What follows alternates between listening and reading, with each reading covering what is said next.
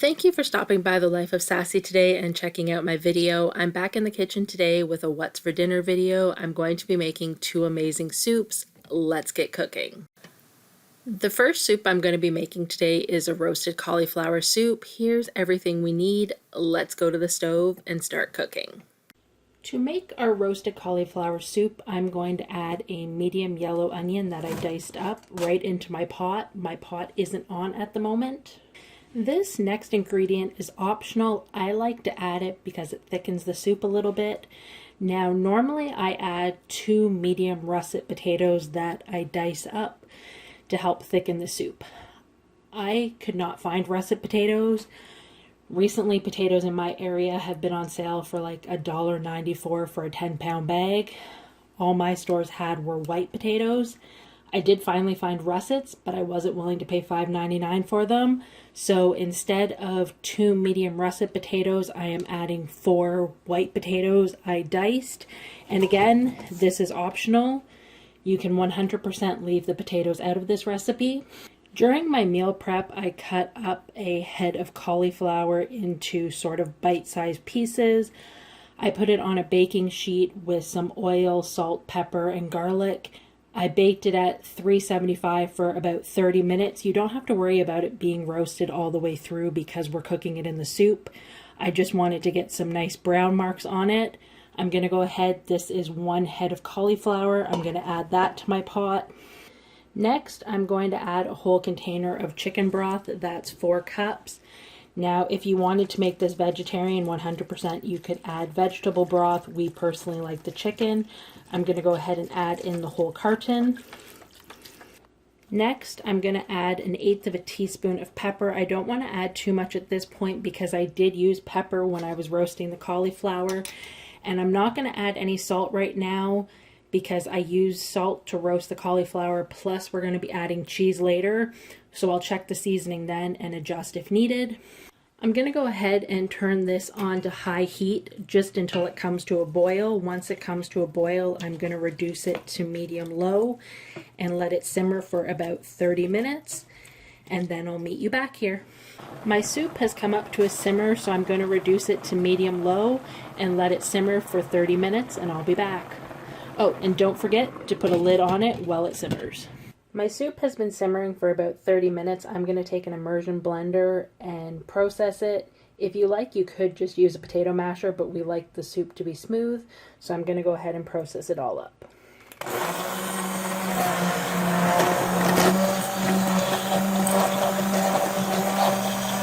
I went ahead and blended my soup until it was smooth. Now, the original recipe that I adapted this from calls for a cup of half and half.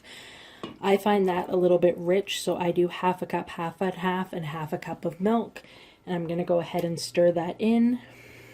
Now I'm going to go ahead and add a half a cup to a cup. It's up to your personal preference of grated cheddar cheese. And my secret ingredient to the soup is about 1/4 of a cup of grated Parmesan cheese, and we're going to go ahead and mix that all in. Once the cheese has melted in, you're going to give it a taste and adjust to your liking. At this point, you could add salt, pepper, or even a little bit more cheese if you feel you need it, and it's ready to serve. The second soup I'm going to be making is a lemon chicken orzo soup. Here is everything we're going to need to make this soup. Let's get cooking. Since I have pre-prepped all of my ingredients, I can just go ahead and get started on the stove. Now, as we work through this recipe, I have made some tweaks, which I'll let you know about as we go. But as always, that original recipe is in the description box below. I'm just going to heat about a tablespoon of olive oil over medium-low heat, and when that heats up, we'll get started. My pan is now warm. The recipe calls for half an onion diced. I just used a small yellow onion. I'm going to add that in. Next, it calls for 3 stalks of celery sliced. I'm going to go ahead and add that now as well. And lastly, it calls for 3 carrots. I don't know if mine were really big, but after 2, I thought that was enough. So I'm going to go ahead and add those in. Now, the original recipe calls for you to add the pepper later.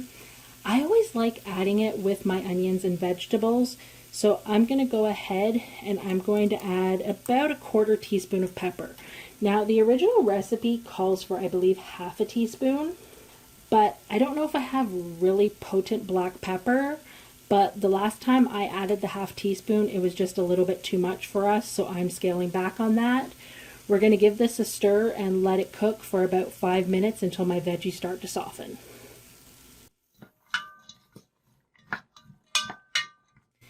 My veggies have been sauteing for about 5 minutes. I'm just going to push them over to the side.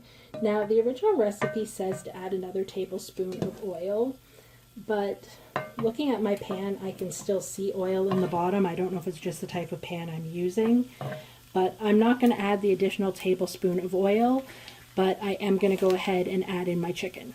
Now, the original recipe calls for 6 chicken thighs cut into 1-inch cubes. I am not the biggest fan of chicken thighs. I definitely prefer chicken breasts. I know I'm the weird one. Most people prefer thighs. I just honestly don't like the texture. And also, if you've been around here for a while, you know I always pre-prep my meat, so I just pulled out a bag of chicken chunks. Now we're going to let this cook until my chicken is cooked almost all the way through, probably about 5 minutes. Okay, my chicken only needs about another minute, so I'm going to go ahead and add some additional seasoning. Here I have 1/2 teaspoon of thyme. I like to rub mine in between my hands to release the oils, but not only that, break it up a little bit. Next, the recipe calls for a tablespoon of a tablespoon of garlic. I'm just going to go ahead and grate in 2 cloves. That should be about a tablespoon. Now we'll just give this a stir and let it cook for about a minute, and then we'll move on to the next step. Now I'm going to go ahead and add in our liquids. I'm adding in a full carton of chicken broth. Now, that equals 4 cups. I'm going to go ahead and add in the full container. Next, we want to go ahead and add in 2 cups of water. This is because we're cooking the orzo in the soup. If for some reason you decided to cook the orzo outside of the soup, you wouldn't need to add the 2 cups. Now, I'm going to go ahead and add my salt. The original recipe calls for 1/2 teaspoon. I'm doing more of a 1/4 teaspoon. We just don't like things overly salty, but also, whenever you're deciding on your salt level, always look at what your broth is.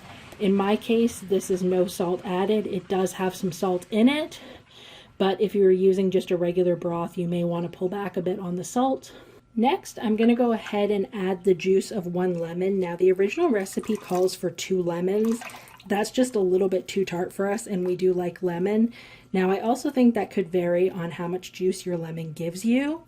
So I always suggest at this point, just add 1, and then after it simmers for a bit, if you need to, you can always go ahead and add more, but as we all know, you can't take it away.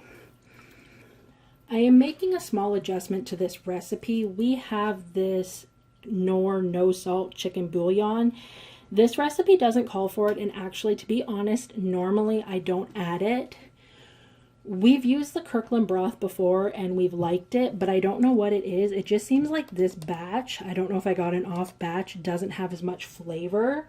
So since we added in that water to cook the pasta, I'm just going to go ahead and add in 1/2 teaspoon just to make sure that I don't lose that chicken flavor in my soup. Now what we want to do is bring this up to a boil. I'll be back once this boils. I should also mention, still waiting for this to come up to a boil, but normally you would also add a bay leaf when you add your liquid. In general, we just don't cook with bay leaf, so I always skip that part and actually kind of forget about it because we don't keep bay leaves in the house, although I did discover a bag the other day that I'm not sure where it came from. But like I said, there should be 1 bay leaf in here. If you use them, go ahead and add it. My soup has come up to a boil. I'm going to go ahead and add in 1 cup of orzo. Now, the original recipe calls for 1.5 cups, which is what I use if we're serving this for dinner. But since I am taking this for lunches this week, I don't want the orzo to absorb all of the liquid, so I'm just scaling it back a little bit. Also, note, if you do use the full cup and a half and you have leftovers, there's not going to be a lot of liquid. I'm going to turn this down to medium-low, let it simmer for 10 to 12 minutes until my orzo is cooked. I'll see you back here in 10 minutes when I test my orzo. Came in and checked my soup at 10 minutes. My orzo wasn't done. I did end up letting it go to the 12-minute mark, but my orzo is now nice and soft. Now it does say to top with fresh parsley. I don't have any, plus I'm going to be eating this for lunches, but as you can see, there is my soup. I'm going to let it cool, and then I'll package it up for lunches this week. Thank you for stopping by The Life of Sassy and checking out my video. I hope you try both of these soups. They are both amazing on a cold winter's night. They hit the spot. I also hope you enjoyed this video. If you did, please consider giving me a thumbs up. That just lets me know you like this content. And if you haven't already, please consider joining my YouTube family by clicking that subscribe button down below. It's a new year. I'm going to get back on track. I'm going to reclaim my life, which includes being back in the kitchen, reclaiming my house, and doing all of the things. And I hope to get back to a regular schedule of posting 2 videos today. Thank you again for stopping by. I hope you have a wonderful day.